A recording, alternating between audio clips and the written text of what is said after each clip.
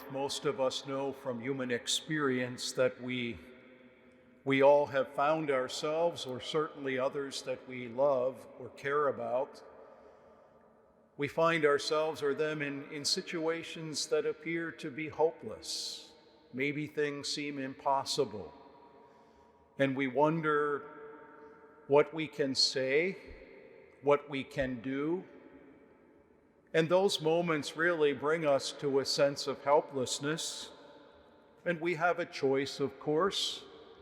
We can live in despair, doubting that anything good can happen, or we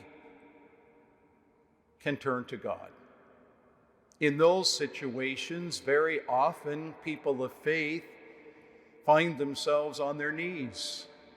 We come to the Lord in prayer with humility, and we recognize so often there are no words. Nothing can really be said that will make a difference, no explanations. We know what we believe,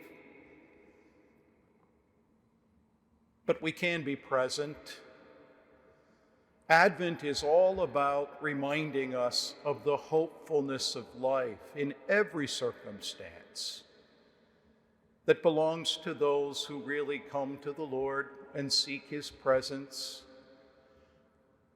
because the love of God really surrounds us at every moment of life, not just in the times that go well.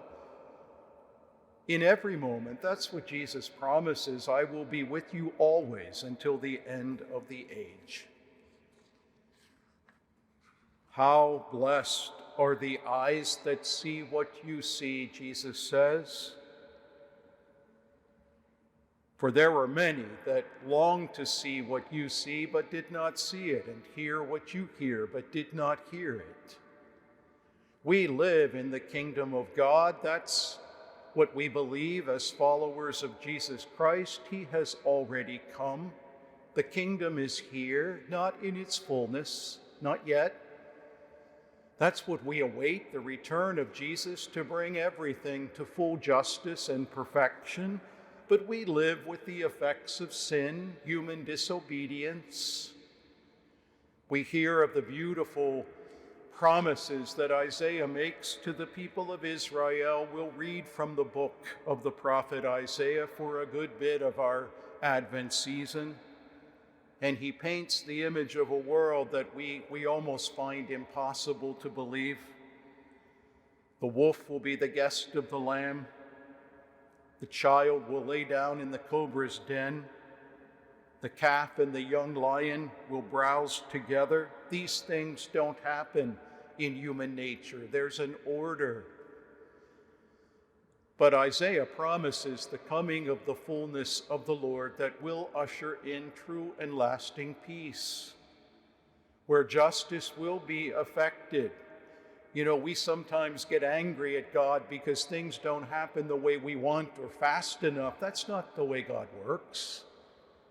We're called to faith, to trust, to believe that God will make everything in the way it should be in His time. And we wait with great hope, with great expectation for the return of the King that will lift us all up and bring us along with Him, living in the dead, to the kingdom of God. But we're called to trust. We're called to have faith. That's what Advent is all about, especially in those times that we don't understand, when we face difficulties, when we grieve, when we struggle, when we doubt. What is our response?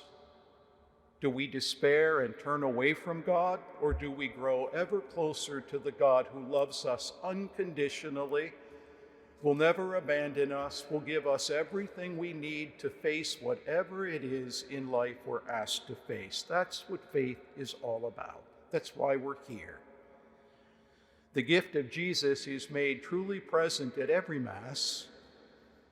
It's the most beautiful and precious gift that Catholics have, to receive Jesus, the real presence of the Lord. He will give us His own flesh and blood to nourish our bodies, strengthen our souls, give us the strength and peace and hope that we need to be strong in our faith no matter what comes. That's the call to every Christian in this season of Advent. To watch, to be ready, to be prepared, to live our faith well every day, never losing hope, but always finding our strength in Jesus Christ.